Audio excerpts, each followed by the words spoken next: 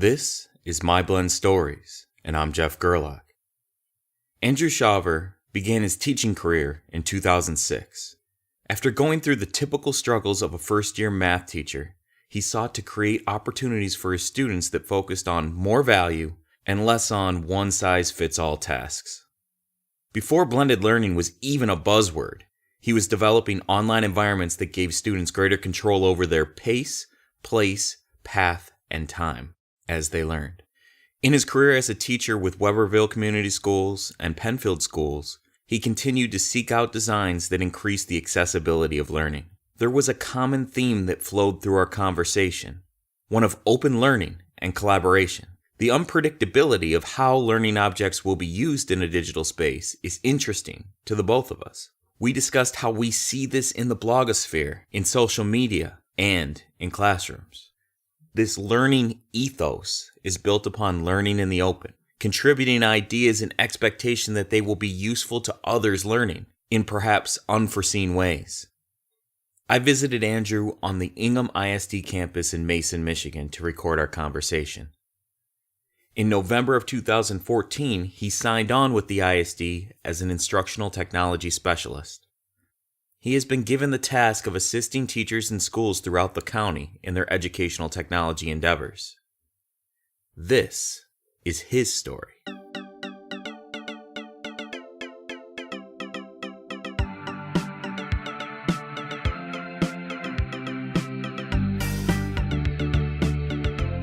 I would say thanks for inviting me out to visit you today, but it was kind of like I insisted I visit you, and then you said, okay, yeah, sure, I'll get a room. Thanks for doing that. No problem. It's easy to accommodate. I feel like I know you pretty well, and when I walked in here today, what I said to you is, after we were talking for about 2 minutes, I said, this is probably triple the amount of face-to-face conversation that we've had all time. Yeah. And because we've largely met each other and interacted with each other through social media. It's not really a question because it's not fair to talk about what it is because there's not a definitive answer to this. But it's just interesting to me how when you meet a person through Twitter, through whatever social media that you're doing, and you're able to find the connections to their work, find your blog, read as much of it as I can and keep tabs on that. I really appreciate educators' blogs because it's a window to the soul of an educator, right? Sure. And it's interesting to me how that shapes people's relationships. Like, my relationship with you, it wasn't founded on having a bunch of small talk to get to know you, right, or some icebreakers at a conference or something like that. It was like, no, I'm reading stuff that you're just putting out there, and you don't even know that I'm reading it, and I'm stalking you is what I'm doing, right? Yeah, you're lurking a bit. Like, I got an email today from a young educator in New York who's been tasked with the job of more or less creating his school's geometry curriculum. So that was the face I made, that chuckle, that is hard. That's a tough task without question. But this educator, who never met me, whose name I was not sure how to pronounce, had a lot of really good questions and felt comfortable saying them to me. I've never met this person. I've been to only a few places in New York. I've probably never been to the town this person teaches in. But that person, through that blog, felt comfortable reaching out to me with some questions, real ones, like, what did you use for a textbook? How did you sequence your classes? Which standards did you put in which units? Those are real questions, and he felt comfortable doing that. So there is a familiarity, I think, that's gained from that. And I don't know that educators are different professionals in this respect, but there's a nice, strong connection, I think, to teachers' classroom styles and their personalities. And so if you can get a strong window into someone's classroom style, I think that is a smooth jump to accurate assumptions about their personality. Yeah. I don't know if that's true all the time, but anybody who blogs and tweets is comfortable sharing and is comfortable interacting with people that they've never met face to face. So there might be a certain personality type that lends itself to that kind of communication anyway.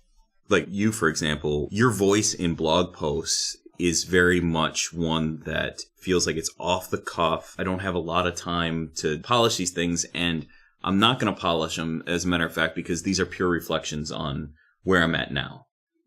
Yeah. It could be a little bit different, right? Yeah, well, they're proofread. I mean, I'm meticulous about wanting the grammar and the spelling and all of that to be right. But no, you're not wrong in the sense that, like, what I'm doing with that blog, I'm communicating with people, but I don't know that I have a lot that people need to read. That blog is there to help me reflect on my own practice, to help me make sense of the things I'm saying. And I have found, I started that blog in 2011, that through that, there's a community of people that will help hone my thoughts, help me make sense of the situations I've been in. When I was at Pennfield, there was a time when I got given this calculus class. And through the interactions I've had with that blog, I was able to find people, just like this young educator in New York found me, that shared all sorts of different things with me, interacted with me via email, would have met face-to-face with me if it worked. Sam Shaw was the math teacher that was very helpful in that. Now, he's out in Brooklyn, so there was no real opportunity for face-to-face meetings in that respect. But, you know, I mean, he was very, very, very helpful. And it was the blogging community and the Twitter community that we had as educators that made the connection there and helped us feel comfortable interacting with each other. And I really think that that's the goal that a lot of people have, is that if I create something that I saw worked really, really well, it's possible that it only worked well in my classroom. That's maybe true. But it is also possible that I have stumbled on a formula of something that could translate into other people's classrooms as well. And there's no sense sitting on a good idea. If it worked, or whatever that means, worked, tell it, give it. Here's the worksheet I used. Here's some pictures of what the student work looked like. Here's some narrative about the experience or the questions I was asking that drew the thinking out. And the more you're willing to reflect on those things, and I think that's the powerful piece, is that the blog is a vehicle. It's the reflection. It's the looking back on how to draw those thoughts out, those questions out, how to get the students doing the type of thinking you want them to do. The blog served as a vehicle for that reflection, and then you can start sort of honing in on what types of activities, what types of questions fit to get out of your students what you want to get out of them. Do you think the uncertainty of knowing whether something is going to be useful for others is a big roadblock then for people for sharing things like that? I guess my question here is, I scour the internet for teacher blogs, specifically teacher blogs in the state of Michigan. Sure, and there's some good ones. And there are some really good ones. And you can't predict who your audience is going to be. But I guess what I'm wondering about, do you think a lack of intentionality can shoot something like that down? You don't quite know who your audience is going to be. It seems like you had to make it about a utility that was serving you. Yeah. Like you had to have this reflection. But you could have scribbled that down on the backs of Wendy's napkins. Sure. And kept them all in a trash bin in your room. Shoebox, yeah. But you put it out online. Like, what's the purpose of sharing? And for you, it's like, you know, I don't quite know who the audience is going to be. I know it's going to be valuable for me, but maybe it could be possible for others. You know, I think what drew me to blogging, and I think I'll get at your answer here in a second, but I don't even know if that was a question. So what drew me to blogging was that I started idea hunting, and blogs are a great place to get at that stuff. There's an ethos to the blogging community. The ethos tends to be, especially in the math community, which is, I think, more organized than any of the other disciplines, although if there is an organization and I'm just not in it, then I apologize for that. But the math community has, I think, a very strong sharing model. We create activities because we want to do the best thing possible for our students. And when we find something that has worked, why hold on to it? We got to share it. Let's see what we can do with it. Let's see what that person can do with it. You see people's math blogs and they seem really, really skilled. And so you kind of wonder, is this good like what that person did? That person there did this really cool thing, and it gave me an idea to try this really cool thing. Or maybe I took that person's thing directly into my classroom. And you just find yourself wanting to interact in that way because of the value that's inherently there in the sharing, in the interaction, in the narratives, in reading people. I mean, from reading what they're saying about how they ask their students questions or what type of classroom management structures they use or how they think about homework. Those are all ideas that require a lot of internalization for teachers to make work. The more off-the-cuff discussion you can read, and blogging is largely informal, and then they got the comment section where people are responding and making sense of what they're saying and critiquing it at times. There's a lot to be learned for people who are inclined to break into that community. Not everybody wants to sit and read stuff off their computer screen, and that's part of it, is that I just was at that time in a place where sitting with a baseball game on and a tablet in front of me after dinner was how I would spend maybe an hour or so. Yeah.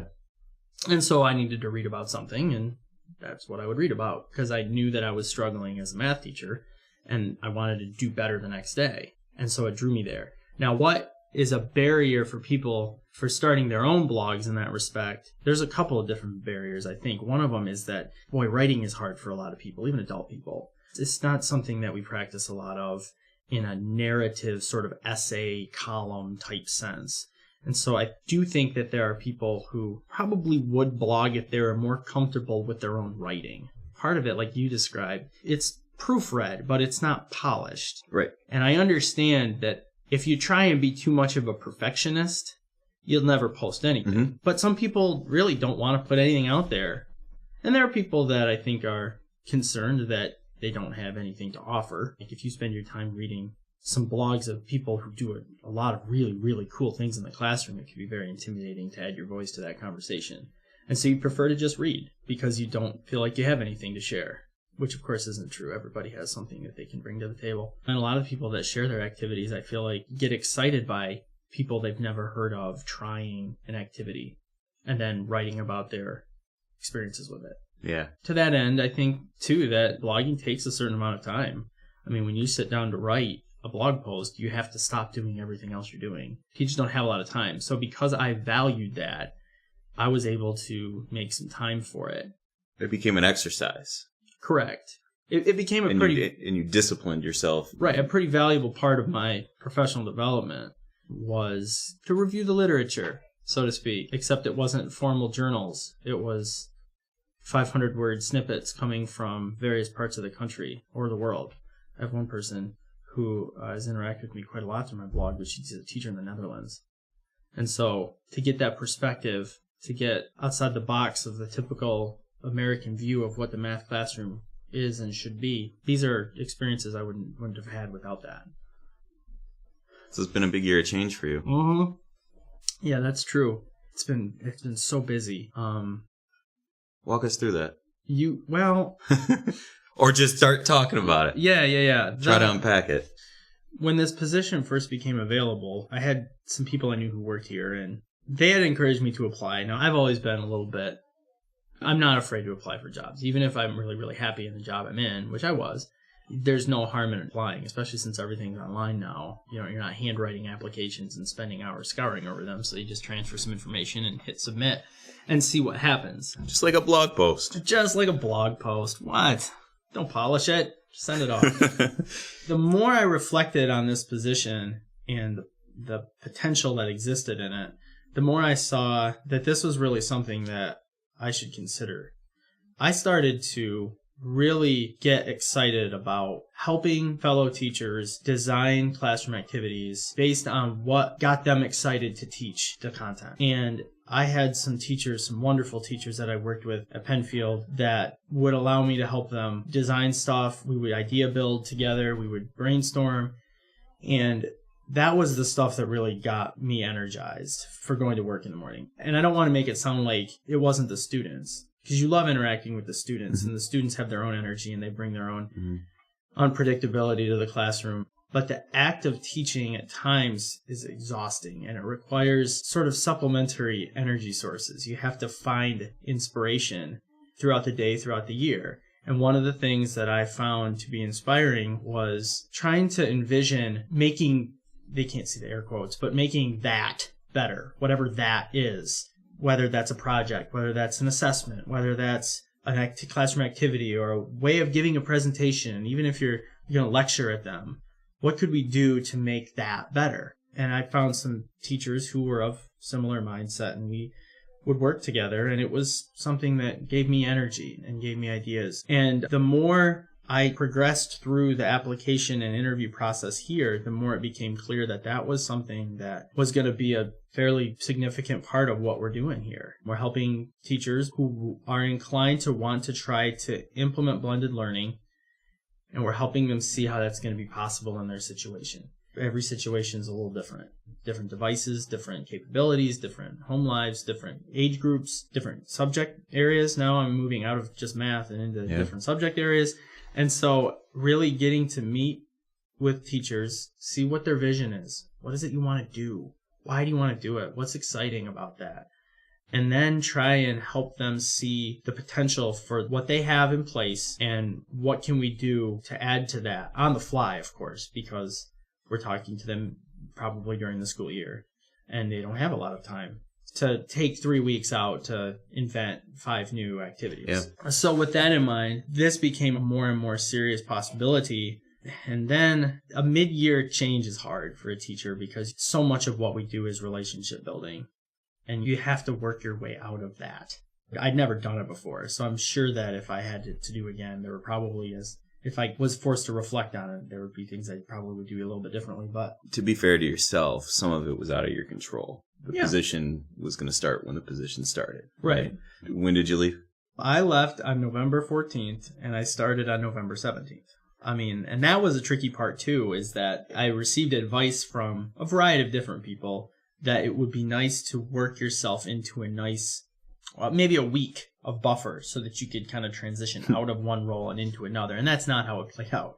My principal, naturally, as you might expect, wanted to keep me in the classroom until the very last moment, until the person they hired to step in my place was ready to go, which makes sense. You don't want to have too many days where you just have subs making up lesson plans. But there was plenty of work waiting for me. I mean, they didn't open the position because they thought it would be fun. I mean, there's lots of work to do. So in that respect, I needed to hit the ground running here. So I was done on a Friday, and the following Monday morning, off we went. How'd you do it with the kids?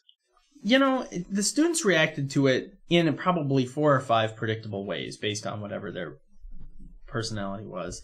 A lot of them, more than you would expect, didn't really care that much. I mean, probably more than you would want to think, because you want to think you're having an impact on every student that you have. I would guess, 50%, but more than you might think. We're just like, sounds really cool. Have a good time. And that was, thanks.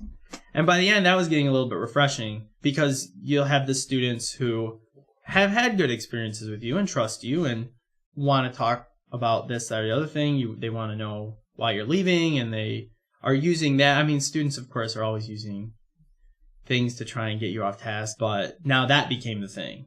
Oh, what's your new job going to be like? Oh, what are you going to be doing? Oh, do you know people there? You know what I mean? Trying to hey guys, we still have to do math class. And the hard part about that was that it completely undercut my classroom management. And that last week... It's lame duck. You're a lame duck. That's right. And so I was telling people I felt like a sub. I mean, they were my lesson plans, sure, but I didn't have any long-term teeth on any of my threats that I usually made. And so I had to completely tap dance the way you would with a sub. We're going to keep everybody in the classroom. No, you know what I mean? We're not going to do anything crazy that makes me have to make a lot of phone calls. We're going to try and downplay everything. And the push for depth, trying to get the kids to think deeper, was hit or miss in terms of the response. Even silly things like tardies. We had a pretty strict tardy policy. I still marked you tardy. That's not my policy. That's an institutional thing. Right. So, you can be tardy if you want to be tardy. I'm just putting it in the book. And next week, that tardy's still there, even though I won't be. Yeah. And then you get, you have students who, reach out to you in the weeks after, and the new teacher, I'm struggling with this, that, or the other thing, and he's not explaining it real well. Can you help me with this? And you want to walk that line well, because you want to help, but you also want to say, because some of those students, especially my Algebra 2 students, I had most of them for geometry, and then I am having them for the second year. We got 18 months or so of work with each other. So now I know how to answer your question because we know each other. You worked with that person for 2 weeks. So you're going to have to give that person some time and give yourself some patience to get comfortable with them. and having some of those conversations. That was pretty stressful. And like, I don't know what, you live in a house for 7 years and you fill it up. You fill up it with stuff, right? The attic gets full and the garage and whatever. The classroom's no different. And so like right now, my trunk is still filled with 3 or 4 boxes that I don't have any place in my home to put them. And it's classroom stuff. Like it's flags that would hang on the wall, or this room could use some flags. This room could use some flags. Maybe I'll hang my Western Bronco flag here. But things like that, where it's like, okay, what am I going to do with the train whistle that I use to get the students' attention? That has really no parallel in my world right now. And so it's like, that kind of stuff is stuff that, like, what am I going to do with 4 boxes worth of classroom sort of miscellaneous odds and ends that, well, right now I'm not doing much with them. They're sitting in my trunk. So it was those kinds of things as well, that logistics and stuff. There is so many parallels to your exit and mine. I accepted my position in early December. Actually, probably second week of December. Right before the holiday break. The holiday break. Yeah. So I talked with my HR director and talked with my principal and everything like that. And I felt that I put my 2 weeks in, and that will take me to the end of the holiday break. And then I'll start my new position afterward. And I thought that would be a great break for those kids. They won't see me for 2 weeks, and then a new teacher will be in place. That new teacher can start off fresh. Lots of classroom management stuff that needs to be put into place after you come back from a 2-week break anyway. Sure. So I thought that was a great natural point, and I thought that I was being respectful. But the thing that I didn't consider was administrators had to fill my position, and they're not going to be doing that over the 2 weeks of holiday break. No, they're not. And so HR director wanted me to stay till the end of the semester, which would be good for students. Sure. And to you go took your finals. So that would be 2 weeks after the holiday break. So I met her in the middle and said, okay, how about 1 week after holiday break, and then that Friday would be my last day. Yeah. Well, then, so I'm not going to tell the kids before break. I'm going to tell them afterwards. Okay. Then we'll have 1 week, and we can make that transition. It won't be too long, too short. Well, remember what the weather was like last January. Yes. Monday, snow day. Yep. Tuesday, snow day. Wednesday, snow day. Back on Thursday. Hey, kids, I have an announcement to make. Oh, man. Friday, last day, gone. I will be here tomorrow, and then I will be here no more. Right. Yeah. And so I saw that range of emotion, but like condensed, expedited. 48-hour period. Right. The thing that sticks with me the most was the students contacting you after the fact and saying that, in essence, this sucks without you. Why did you have to leave? This person that's replaced you is not a good teacher. From the mind of, these are 7th graders. Sure. That I'm talking about. So like from the mind of a 7th grader, it's like, you're messing up my normalcy here. Right. Gotta adjust this new normal, right? Yeah. But at the same time, I thought, how cool is this that I'm still in contact with them? I used a WordPress site. I started off with Moodle and then went the non-LMS route. Sure. Built full lessons within a WordPress blog post. And then comments were like, social studies teacher, so I use a lot of inquiry. So there are a lot of discussion in the comment threads. Yeah. I would get random comment notifications in random lessons all over the place. Yeah. That were just like, why did you leave? Oh. It was a difficult transition. Yeah. I really empathize with you wanted to. There are particular elements of the teacher's role that we excel at. And then there's other ones that we do and take great pride in it. But to call the teacher position one job is ridiculous because there's so many facets that a modern teacher, at least, I wasn't alive in the 1800s. Sure, the classical role. All I know is what it's evolved into. Yeah. There's the instructional designer component of it where you're planning and prepping and designing these holistic scripts for what you're doing. And that was the thing that I enjoyed most. Take the cognitive science, figure out some learning targets. Right. Reverse engineer this lesson with all this great pedagogy and everything up front, right? And this is what the students are going to interact with. And another person's perception of what you're going to do in that role would be loose outline, relatively of what's going to happen. I'm more concerned about what's going to happen in the class. We'll wait and see. But then there's the facilitation part of it, the in the class stuff. Yeah, you got to make it happen. Right. Yeah. That, you know what? Like, a lot of times I had put so much effort into that design. Once I got in there, I was like, okay, well, the design's just got to do it. Right. That's how I was designing, for them to go through it at their own pace. Yeah. And facilitate as best I can, but so exhausted at that point because I stayed up until 2 finishing off this design. Yeah. Young teachers, their biggest challenge is time management. You're right that they will stay up until 2 doing this other thing. And ultimately, you don't want them doing that. Teaching takes energy. It takes a lot of energy. Yeah. And I think that we don't value the health of our teachers enough. I think that we don't pay enough attention to putting them in situations where their mind and bodies are optimized at 7 in the morning every day. Yeah. As best they can. Now, to some degree, that's the teacher's responsibility, but I think if we were critically examine the amount of time it takes to do the things we want our teachers to do and to do them well, we would see, I think, that in most cases, we're asking teachers to do 10, 12 hours worth of work on a daily basis and eat meals that are very, very short and sleep not enough at night. And that is the part where you run into teachers that are either run down and just tired and getting sick a lot because their bodies are sort of rejecting the lifestyle a little bit. But also, you'll get people that have to find their shortcuts. And everybody has them. I had them. You have to feel proud and comfortable with the work you're doing. You want to feel like you're putting a good product out every day. But you also have to get some sleep. You got to find some time to eat. You got to find some time for your spouse. You got to find some time for your kids. You got to find some time to do those things too. And they have to be there to keep us balanced. And so everybody kind of picks their shortcuts a little bit. Can you tell us a little bit about blended learning and your experience with it, getting into it, and how it's evolved and what you see value in it?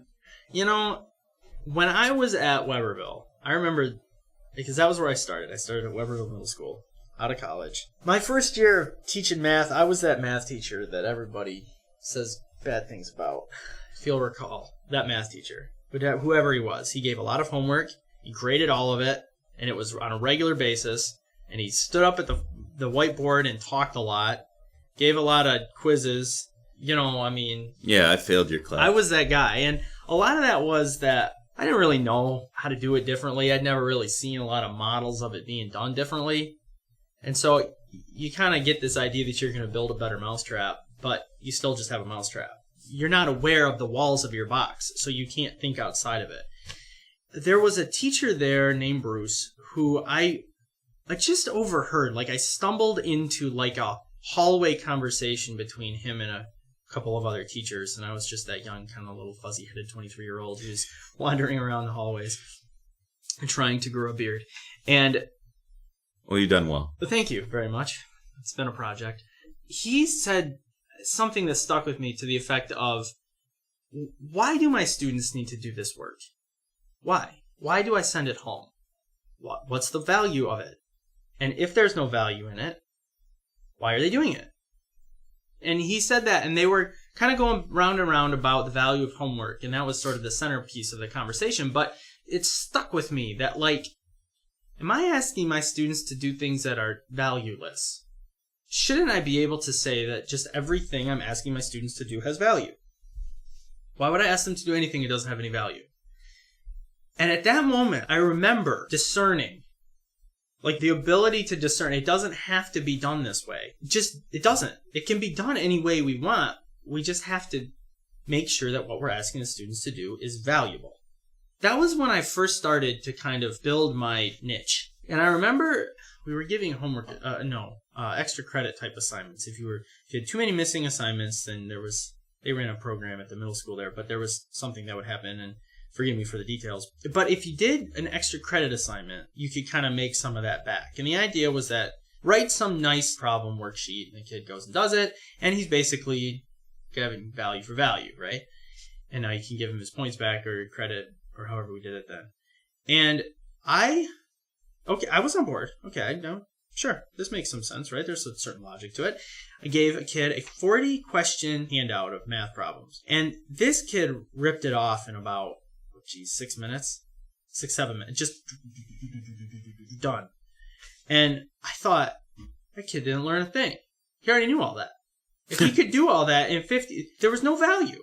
That was an assignment that was perfectly meaningless. The only reason I ran him through that is because of this interaction with points, this whole points thing, this currency that we trade with in the classroom is points. And I said, this is no good if there's no value to that. So we're going to stop doing that. I'm not giving that extra credit assignment anymore. We're not going to do that. And the question came up among my colleagues is, what are you going to replace it with? And I don't know what I was going to replace it with. And I never really did. Or if you're going to replace it. Right. Is there a hole there, or was that built on a slab? By removing it, is there a hole left that needs to be filled with anything? I don't know. So the next step that I remember doing is I wanted to have something in place for students who were absent. And that was the big thing, because absenteeism was a little bit of an issue, I remember, among middle schoolers. And so I worked with their tech director, whose name was Andrew, and he and I got going on Dreamweaver. And I don't know if you've ever worked with Dreamweaver. Given the LMS systems and the things that are in place now, that seemed way overkill. But that was 2007-ish, and I wasn't aware of anything else that we had. So I built this Dreamweaver site. I spent some time on it. I mean, it had several pages and things dedicated. I had a little bio on there. And so just straight HTML, not in an LMS or anything. It was drag and drop from the design aspect. But yes, there was a button on the Webberville homepage, Mr. Shauver's math page. That's awesome. And so they would click on that. Yeah, they would click on that. And what they would find is what we had done that day in class. It wasn't linked to really any standards. That was kind of pre-standard fervor. I mean, we knew the MME existed, and we knew we had to link things, and that was in place, but we didn't. Well, 2008 is when they did like the big revamp or unveiling of all the new standards, the new requirements for graduation and thereabouts. Yes. Yeah. So I had that there, and I remember a moment when that kind of struck me as to what the potential for that could be. Because all I was doing was linking the handouts. I mean, he had taught me how to write the HTML so that I could put the handouts on there so the kid could download it at home. And there was a kid who was absent. And he was not a boy who paid a ton of attention in class. And if you gave him 20 problems to do in class, he'd do 10 of them. He wouldn't do 0. But he certainly wasn't going to get them all done. And of the 10 he did, 5 of them would be pretty good. And the other 5 would be done enough to get him from getting yelled at. And this boy missed a couple of days of school, and we quizzed most Fridays. And he came in with every handout printed. He had his printer at home, and he had printed them all out, and he had done them. And I didn't tell him to. His mom found him there. She was looking around, trying to make sure he wasn't falling too far behind. Printed all of them, did them, and did a pretty good job on them.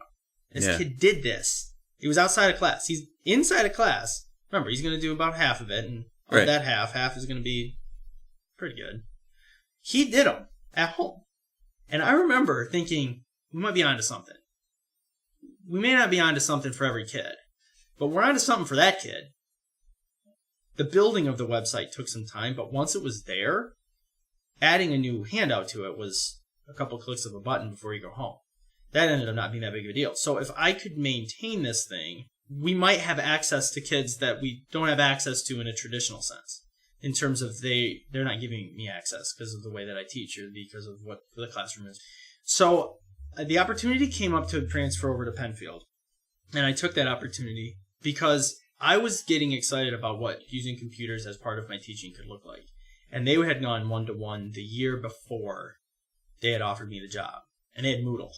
So you intentionally went there because of the resources that you would be able to tap? I applied for a job because they had an opening. I found all that out through the research between there. Fair enough. I was looking for, hopefully this doesn't make me sound too bad, but I was looking for an opportunity to teach high school.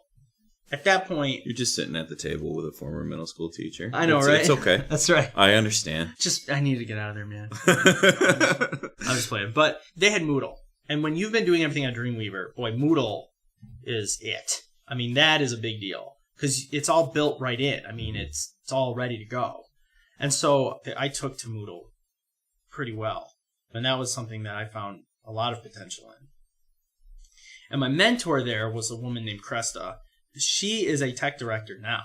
So she was very blended learning in her mindset as well. And so the mentorship worked really well. And she and I, boy, we tried all sorts of stuff. We podcasted for a while. And that was not sustainable because of the time. Yeah. We made 6 or 7 podcasts. And I remember having this conversation. I said, there are things we want to talk about that aren't content.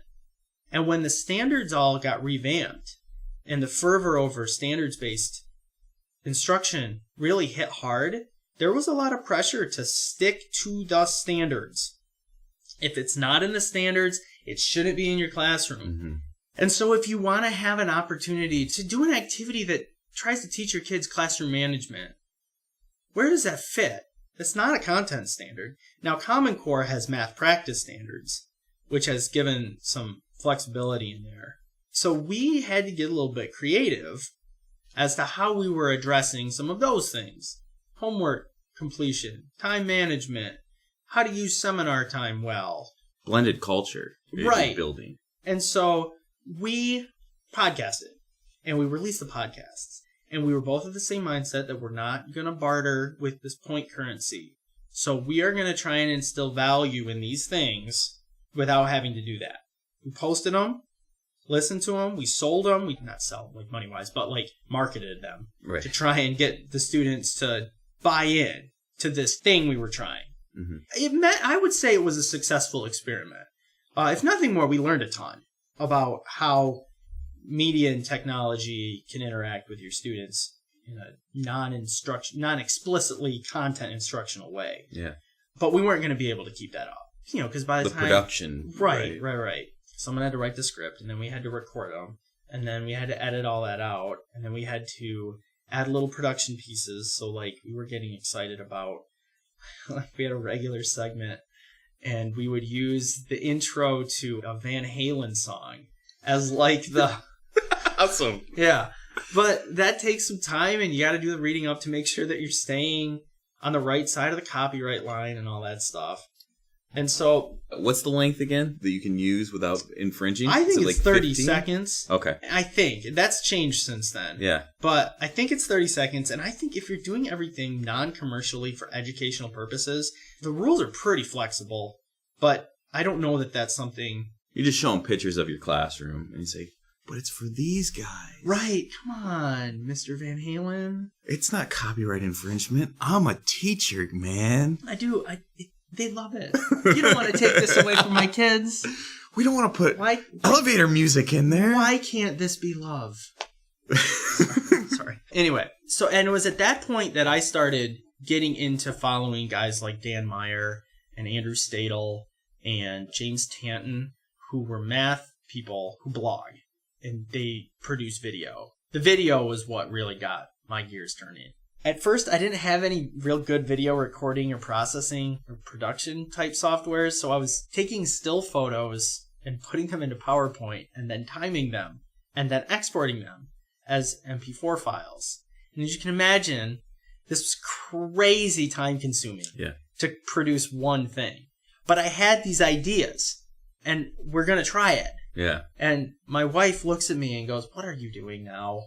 Because I've got rulers taped to the kitchen cabinets, and I want the picture to be right. So I'm like taping our little digital camera to a yardstick to a chair to try and I didn't have any gear. And you're putting them in PowerPoint, and you're like dragging them up a little bit, and then you're going back and forth, trying to make sure that it's not jumping.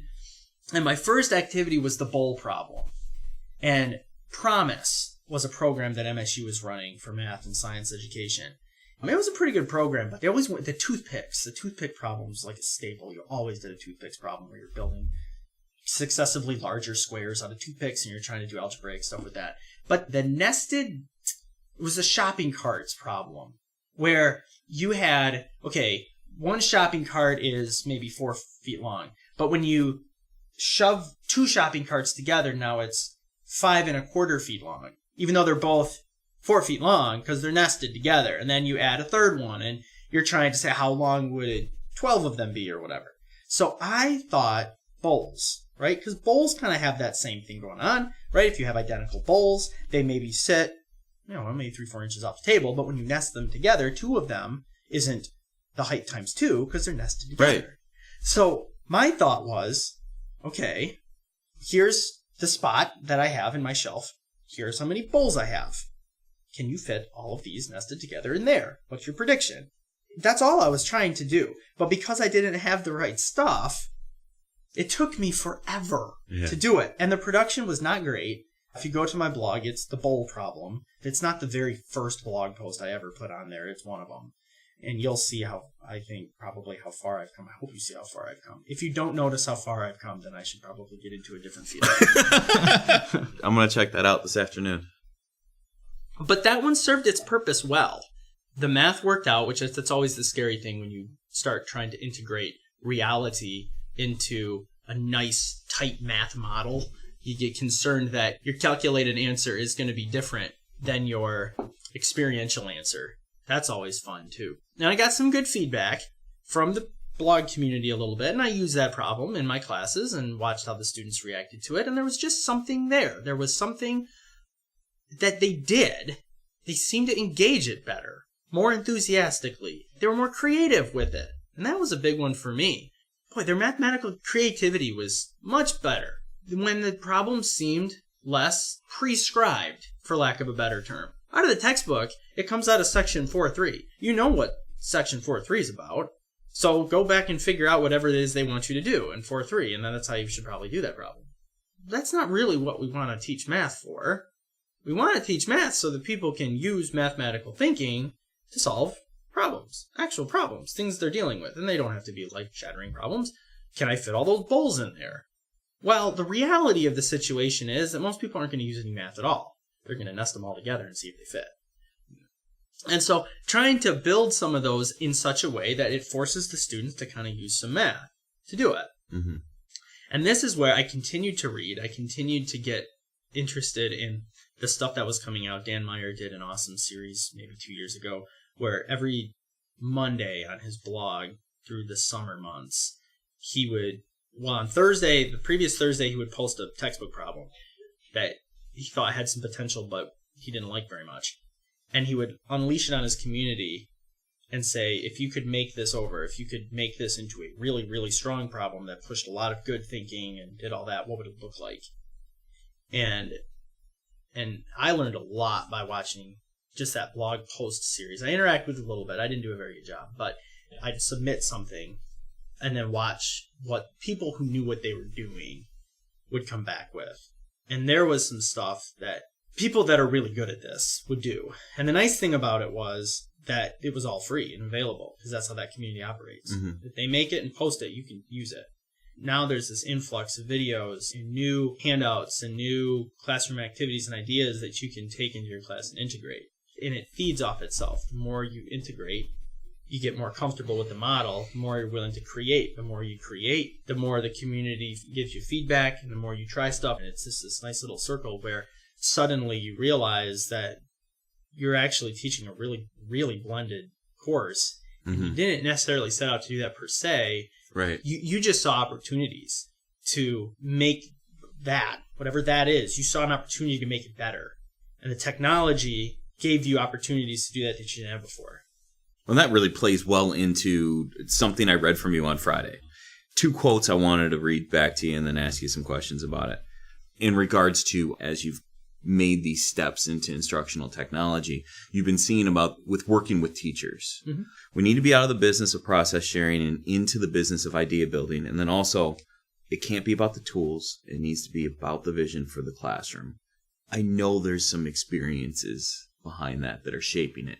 One of it is your own, this long narrative of your blended existence where really you didn't set out to become a blended teacher. That's just what you became. Right. Because you started with curriculum. You saw an opportunity and a need to jump into these environments and to not force yourself into other environments. I'm just interested in elaborating a little bit more about the experiences with your own teaching and then also now what you've seen on the job since November. Yeah. Teachers have a model. They have a practice, and it's theirs. teaching is something you do so much of that you have to assimilate it into your personality, your attitude, your sort of existence. And anytime you're trying to talk teachers into building in a new thing, you're asking them to either A, do something differently that they're already doing, or do something new that they're not currently doing. And the subtext of both of those is, I'm going along just fine without this thing. Either I already have a way of doing that, or I don't do that. And so I'm going just fine. Why do I need to do that? With those backdrops and understanding that that's sort of the role that when you're introducing new things to teachers, you have to recognize that they need to be inspired to update. Mm-hmm. And it needs to be real. It needs to be internal. The teachers that are uncomfortable with something they're doing in the classroom because they want a better way to do it, or they have an idea of something they want to do that they can't figure out how to do, those are the teachers that come to you. They're like the students who, are easy to teach for the same reasons. They're interested in what you're talking about. They're willing to try it. They're going to ask follow-up questions and those kinds of things. What we need to think about, though, as people who are innovative in the technology is making sure that we're paying strong attention to helping the teachers see places their class could go that would be exciting, that would be better than where they're at right now. And I don't say that saying they're in a bad place. Teaching is one of those wonderful fields where you can legitimately say everybody has room for improvement. Yeah. No one's there. And so what activity do you think is missing? Everybody's got their pet content. Mm-hmm. Everybody has their favorite thing to teach. Wouldn't it be awesome if we could just do this? Yeah, that would be awesome. Let's figure out a way to do that. Tell me about that. Tell me about that thing that you want to do.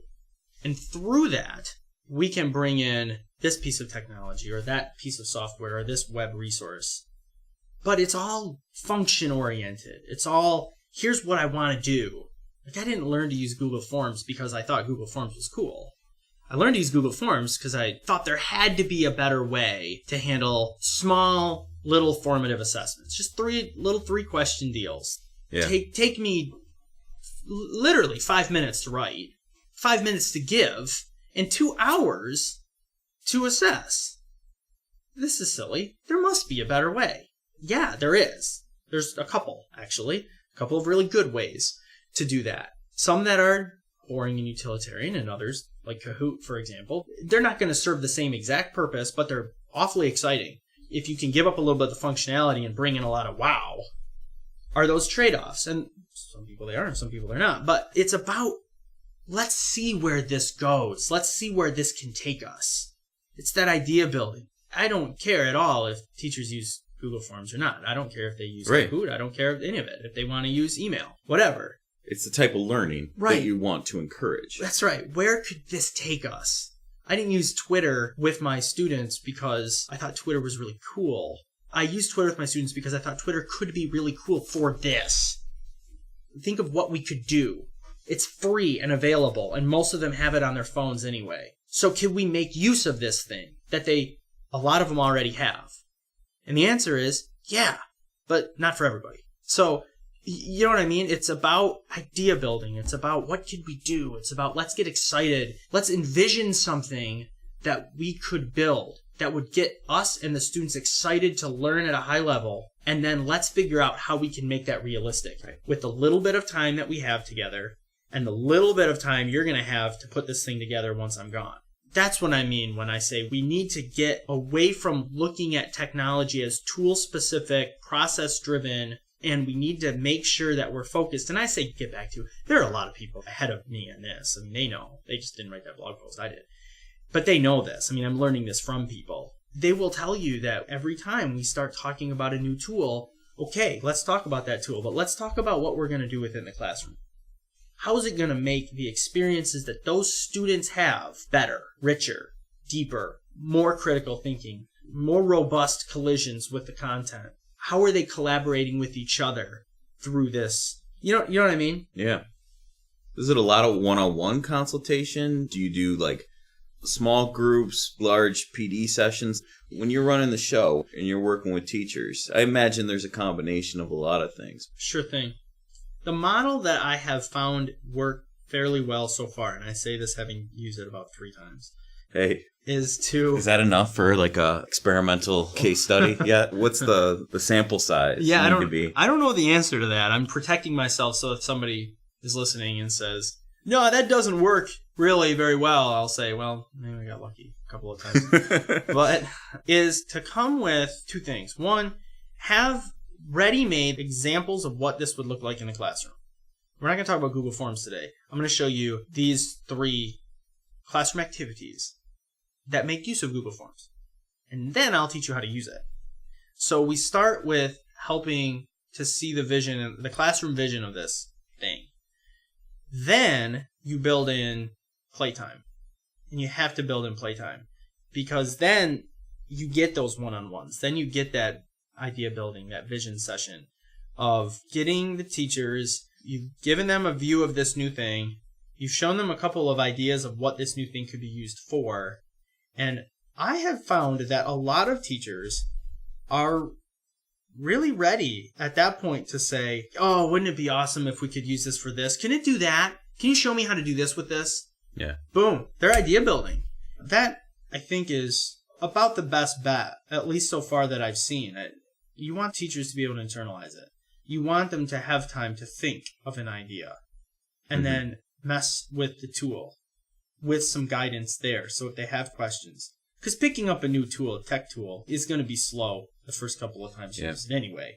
And so if you can build that slow time into the time they already have set aside, then they're, I think, more likely to allow themselves to indulge that idea.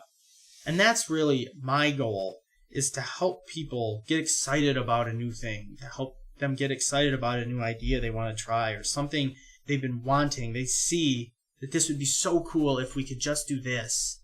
Yeah, I'm sure it would be very cool. Let's figure out how we can do that. When you get bigger than that, like I've co-led 3 sessions that have had upwards of 75 people in it. You're not talking to individuals as much when there's 75 people in the room. And they're just not designed to do that. So those you structure entirely differently, and you have different expectations for those. And then I have done some one-on-one type things, but usually those are coming from somewhat advanced instructional tech users who have design and device or resource-specific questions that sometimes require some expertise to answer. So like, I want this tool to integrate with Google Drive in this way. Is that possible to do? Sometimes it's not possible to do, and sometimes it is possible to do. You know, like Desmos, for example, is wonderful math software. Can it interact with Google Drive? It can in a couple of somewhat specific ways. I mean, you can save a graph onto Google Drive, but what it saves is a PDF with the URL.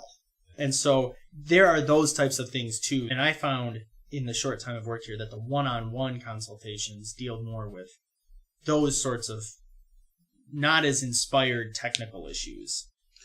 You know what? I found that too. I'll get a random question. How do you set up a group mailing list in Gmail? Really strapping the blinders on me. Right. So I fell into the trap early on in my position of just getting the answer. I'm an answer guy, right? Like you come to me, present your problem, and I'm going to use all the resources, including time available, to give you what you want. Right. And what I realized is I wasn't hired to be tech support. Right. What I was hired to do is to help teachers improve instruction. And part of that is helping them to understand that when you narrowly focus on one of these things, how to do something with a tool, it really limits my ability to help you holistically with what the learning is itself. Right. And I've had those conversations too, where they'll say, here's what I'm trying to do with Edmodo. I can almost figure it out, or I have to change this a little bit, and it kind of works okay. And I'll say, describe what you're trying to do. Yeah. Okay. Maybe Edmodo isn't your best tool for that. Absolutely. Yeah. Most of the time, the people that I've had those types of conversations with are quite grateful. Sometimes they're a little frustrated because now they've got a new tool to learn how to use and things like that. And I think that everybody would prefer a toolbox that is diverse but is not too heavy. Yeah. And that gets to that friction you were talking about with like the way I'm doing things. I've already built towards this one thing. The way I'm doing things are perfectly fine and it works for me. And now you want me to switch. You say it has to be an inspirational thing. This is the opportunity over there. Right. But you reel them back to the learning targets, right? I love that question. It's simple. What are you trying to do? What's the content goal? Yep. And then what pedagogically do you envision would be best for that? Right. We can come alongside that and develop a customized thing that is a well-oiled machine, right? As opposed to just appendages here and there. Correct. And patches. We're patching all of these things together and hoping that if we keep it standing upright, our duct tape won't fall off. And that can work as long as what you're trying to do, if it's only servicing a few students or if you only have a limited amount of time. I mean, those things, it's doable. But at the same time, there are an awful lot of tools out there. And it's becoming a marketing tool to make the learning curve as, what's the opposite of steep? Flat. Flat is the opposite of steep. As flat as possible. I trust you because you are a content expert with that, right? That's right. I think that people are starting now to work on creating tech pieces that are easier to pick up from a beginner's standpoint. And I think that now, more than probably ever, we can do most of what people are envisioning. There aren't a lot of things now that we can't put together if the idea is there. And that's why I think the idea building is the biggest part. You can't do much if there's no idea. If you have an idea, we can do that. Yeah. We can do that. Want to end on this question. Sure. What are you working on now that excites you? Well, we've got a couple of things, I think, that are coming close to being unrolled. The first one is we're working on putting together a model for a PLN, for lack of a better term, that is connecting educators all over our county with a specific focus on instructional technology. If the goal is to idea build, sometimes you just got to get people around the table and get them talking and get them sharing, get the conversation focused a bit. Because the biggest barrier to ideas is just experience. I mean, if you haven't seen anybody who's ever done this thing, you may not know that this thing even is possible. Why would we just conjure that up, right? Yeah. So you get the right people together and then the ideas start flowing around. That excites me a lot. I think that we're going to have a lot of potential and there are a lot of really excellent educators in our county who have a lot to bring to the table. I think that would be a fairly, when I say easy, group to facilitate. Obviously, every project has its challenges, but getting them to talk about what's exciting for them in their classrooms could be like the highlight of my month. You know what I mean? Yeah. We're working on that right now, and we're still trying to get a sense of exactly what we want that to look like. And we've got some pretty exciting ideas that we're working on. The next thing is we have been putting together, this is going to be a little bit less glamorous, but a framework for blended learning that will help schools who want to kind of implement sort of an institutional blended learning idea and lead them through the process and around some of the frustrations that some of the early blended learning pioneers had to fight through. I am aware of schools that maybe are in sort of the second level of a one-to-one program and they're in year maybe 5 or 6. And when you look back in 5 or 6 years to evaluate how well this has worked, which is an essential question and it's such a sort of complicated question to answer. What do you mean by that? Do you mean that the students are learning at a higher level? Do you mean the test scores are going up? Do you mean enrollment's going up? Do you mean that we're saving money? Do you mean all these things that you could attach to a blended learning initiative? As an indicator of success? As an indicator of success, yeah. And I think that if you don't think about that in advance, then when you get to that stage, that's going to be a really tricky evaluation to do, sort of retrofitting data and all that. Yeah. If you know where you're going from the start and what you want this to do, then you can build in the data pieces. You can build in the infrastructure. You can build in the professional development. You can build in the mechanisms for assessment. You can build in all of these things if you are aware of what your goals are. They're written out and they're communicated and they're measurable. that framework that we have in place with the supports that are there is something that we are excited to help partner with our area districts to help support them in the things that they're excited about. We have pockets of teachers doing blended learning in every district around here. There's no doubt about it. But are they cohesive? Are they going toward a common goal? Are they working together? Are their successes being communicated with each other? What are they doing to make sure that they're focusing on best practices, or that their professional development places that they're going to get at are high quality places?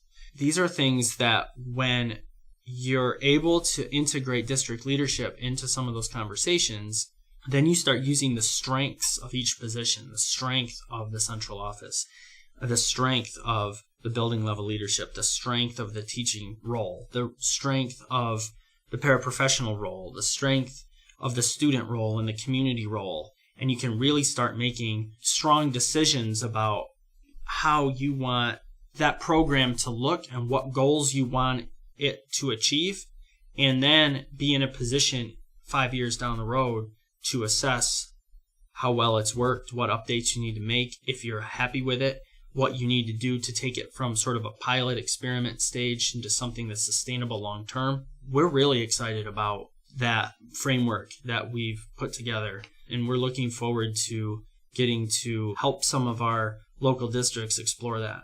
Yeah, that'll be tremendously beneficial to your partner districts, and bringing it to a district level, to an ISD level understanding of where we're going with these blended initiatives is a great responsibility, but a worthy endeavor, right? Yeah. Really appreciate you sharing your personal story and kind of migrating into this ISD vision of how this stuff can get done.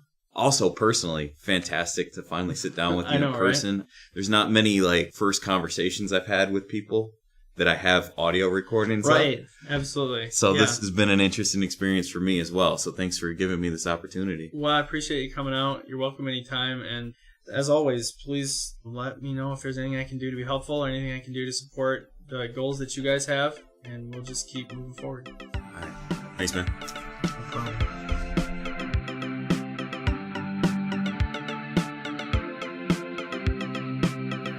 Thanks for listening to MyBlend Stories. For more, visit myblend.org.